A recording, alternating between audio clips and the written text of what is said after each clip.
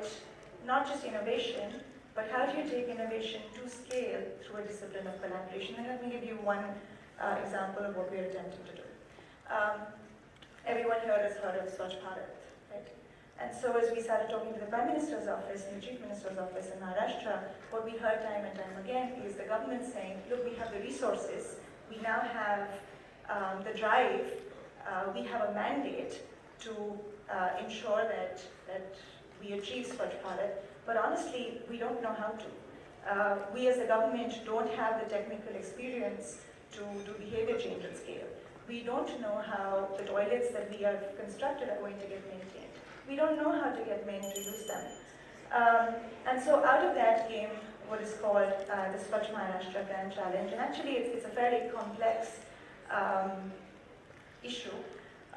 The way we're doing this is really working very closely with the government and identifying key gaps where companies can make a big difference. So we've got a leading media company who's coming in and actually taking on the behavior change innovation component.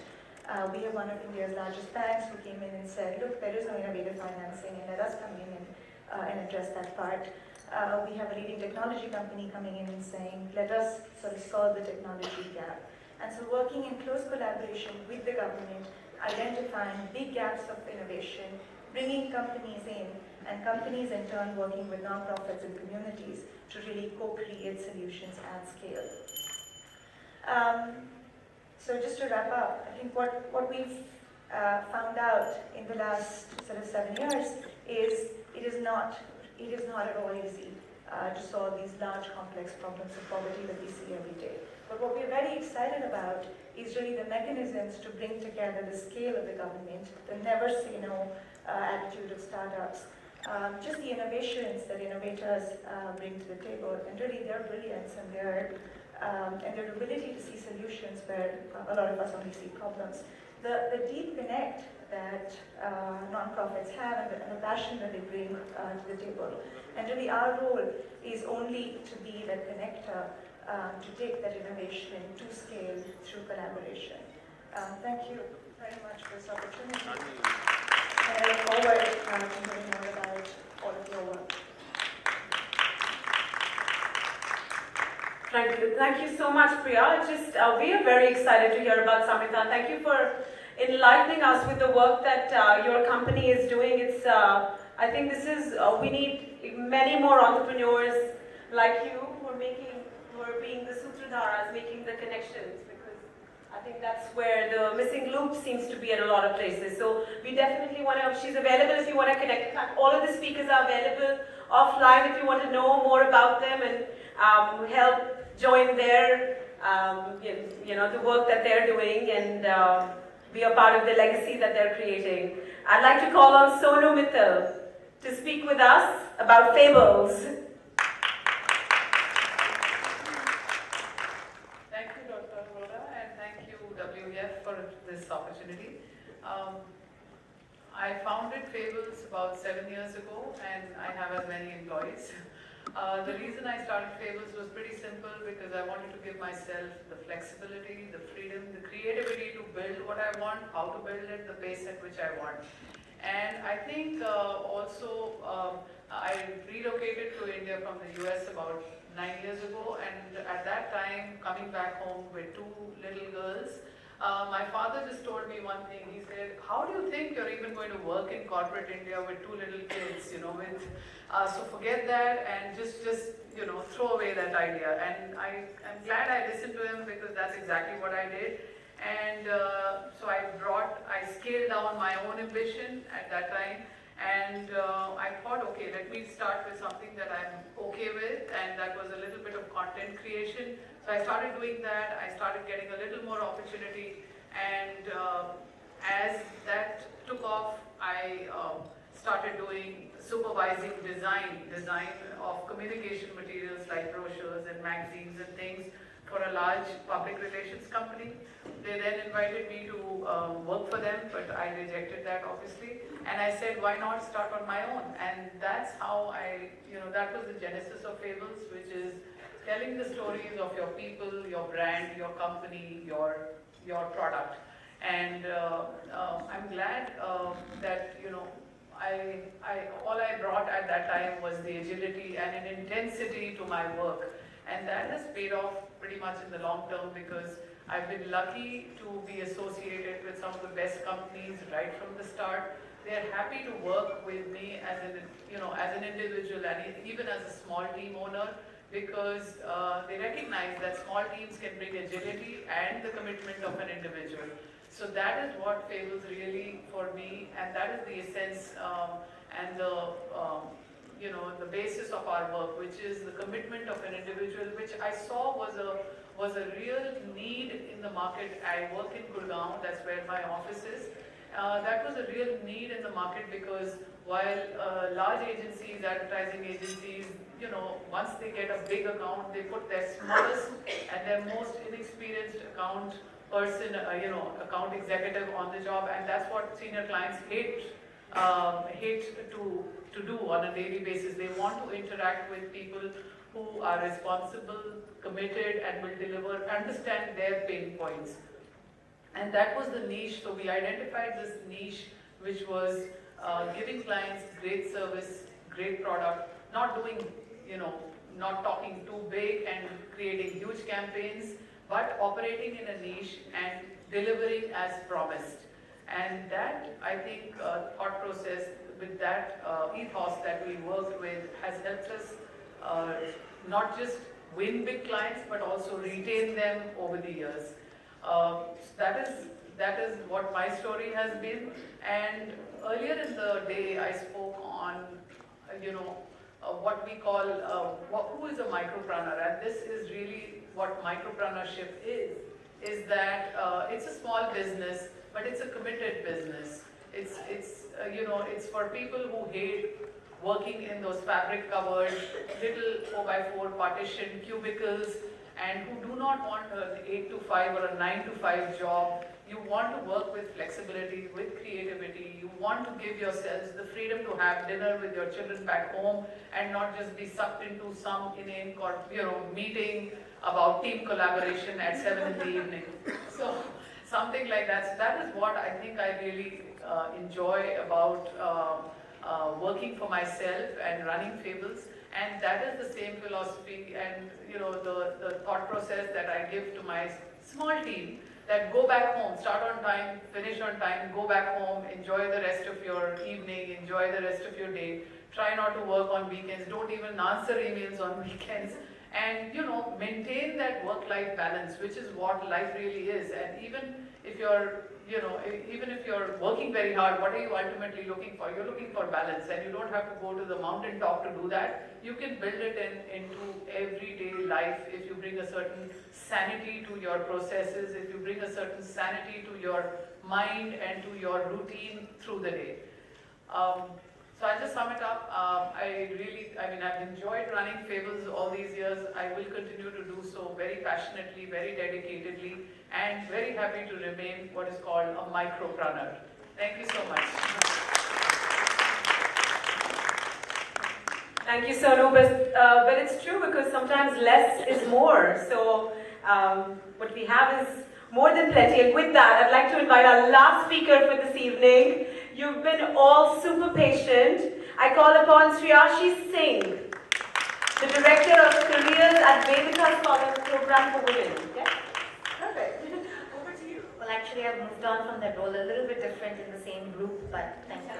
Yes, I will, thank you. Thank you, Dr. Arora, for organizing this, and thank you to WEF. There are panels, because they were combined together, you think that you won't be interested in the session, and suddenly you are, and I think that's really what stories are. They're data with a soul, right? And it's incredible that from every person there is a sense of connection that you can feel that you would not have imagined earlier.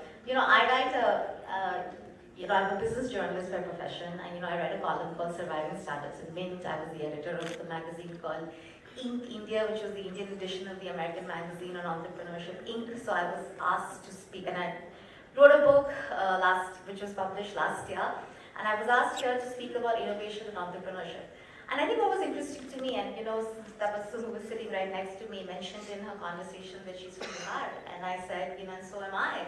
And if I was to look back, nobody, growing up in Patna till I was in class 6, I don't think we'd ever heard of the words innovation and entrepreneurship. And I'm not that old, but we still hadn't. And I was a bright student. I went to LSR, I went to Jain, so my parents, like all good Bihari parents, hoped that I would be an IAS officer. And of course, I dashed those dreams and turned to writing. And I think I have become more innovative and entrepreneurial because I have met so many entrepreneurs and innovators in my field of work, and I encourage many of the entrepreneurs here to please get in touch with me for my column at Mint. And I think one of the things that I decided in the last 2 years was to say that you need to take more risks, you need to expand the sort of horizons of your own career. And higher education interested me, and that's what took me to Vertica's Fathers Program for Women, which is India's first, or possibly the world's first, women's only management program. And I led careers there for 2 years, even as I continue to write and work on more books. And now I am so fascinated by higher education and trying to see what change we can make in higher education. So one of the founders of Vertica is a gentleman called Dr. Pragati. He is the founding dean of the Indian School of Business. He's one of the founder trustees of Ashoka University. And so together with him, we're trying to build a new venture to see how we can use technology for higher education. And here, in this sort of joyous afternoon where we're also inspired by each other's stories, I want to inject a little bit of caution as well as a warning and also a call to arms. I was just reading, there was this data from the World Economic Forum, interestingly, which said that by 2027, India will have a working age population of 1 billion people. So we will have 1 billion people from the ages of 15 to 64. We'll surpass China in having that number because China will be around 900 million people. There is no way that there are education systems, there is no way that are job creation engines, there's no way that our companies are creating enough jobs to be able to employ that many people. Our school systems, education systems aren't equipping people with the right skills. So entrepreneurship and innovation becomes, I really don't think we have an option but to all become more entrepreneurial and innovative. And I think that one of the questions that we must ask ourselves is, what are we doing with younger kids? What are we doing? How are we making sure that the schools that children go to, the schools that we have access to, the education administrators we have access to, that we're trying to push this concept of teaching the right skills and teaching people to be more entrepreneurial, right? Because I think that this whole demographic dividend that we keep talking about is going to quickly, become a demographic disaster if we don't get this right. And so that's one of the thoughts that I want to leave all of you with, and we're trying to build something which we hope will be able to solve this at scale. So if any of you have any ideas in that, I know Saloni would, and so many of the other people, maybe Priya will, who work on the grassroots and who work with trying to, these kind of situations, will have ideas. So please do get in touch. And I'd just like to say congratulations to all the delegates, all the speakers, and all the award winners. One of my objectives I set myself was, before the bell goes off, I must finish. And I think I'm hoping to stand by that. I also have to rush, but thank you again. Thanks very much. Thank you, Vertica. And before we start the award ceremony at the close of this session, I want to very quickly, 1 minute timer, ring the bell if I go transparent. I want to just share about Shakti Bandhan. You've all got these little threads, and we made it at home. And Shakti Bandhan, like Raksha Bandhan, is a festival, but instead of celebrating brothers, which we do wonderfully on Raksha Bandhan, and it's beautiful, Shakti Bandhan is started as a festival to celebrate the women in our lives, the sisters in our lives, the women we connect to. And so we tie these to women. You can tie it to each other if you haven't already, or on your tables if you haven't. 5th of October every year, we've declared it as a Shakti Bandhan Day, and it's celebrated now worldwide as World Sisterhood Day. One more festival from India to the world. So I just wanted to share that quickly with you. With that, we begin very quickly the award ceremony, and I call upon Shreyasi Singh to come and accept her honor as an Exceptional Woman of Excellence 2017. Congratulations, Shreyasi.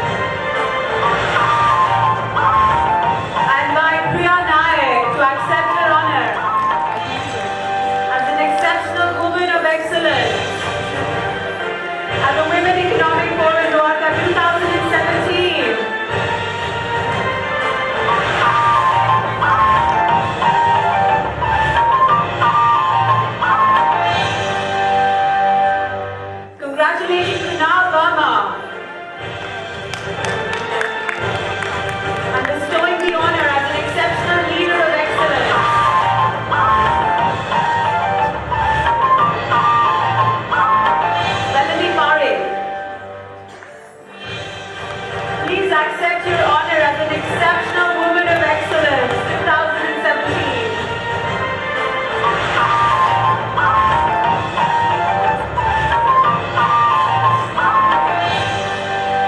Inviting Tabassum Hassan.